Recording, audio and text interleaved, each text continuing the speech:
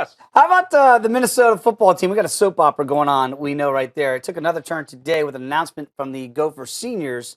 Here's what they had to say about their protest. We stated that we were going to boycott all football activities until the 10 teammates had their suspensions lifted. We also had a larger goal, and that was to have an open discussion about the lack of due process that occurs when an accusation is made against anyone.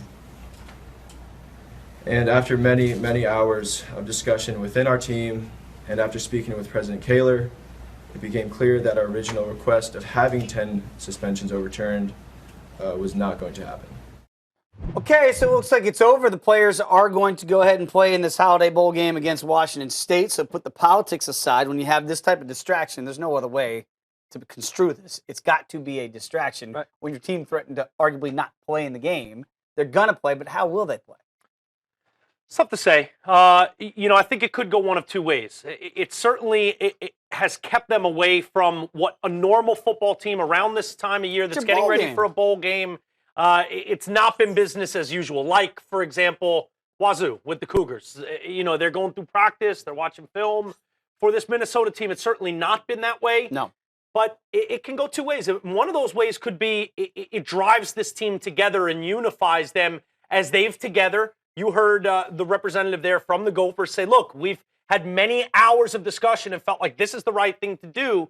With all that hours of discussion, if they felt like, okay, we're going to end this and kind of band together as a band of brothers and go and play this game, they might play like men possessed. And it could go that way, or it could go where they're the less prepared team and Washington State rolls all over. Yeah, Tracy Clay is the head coach. He was all for his players. He was backing them at the beginning of this whole ordeal.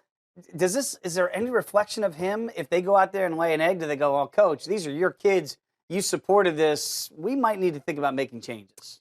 I don't think so.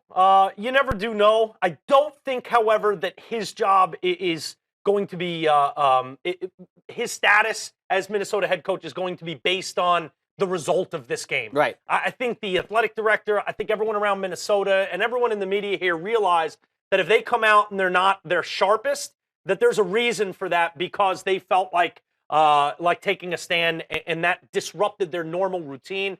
We saw Gary Pinkel step down. There was a lot going on with that Mizzou program and different circumstances. On campus. And a lot of other things that went beyond the football team and beyond everything. No doubt. That were a little bit different. But he also had other personal stuff going on where he said, okay, I've coached my last game. I think if it's just based on this situation, I don't see this being Coach Clay's, Swan sword. song. Yeah, I don't think so.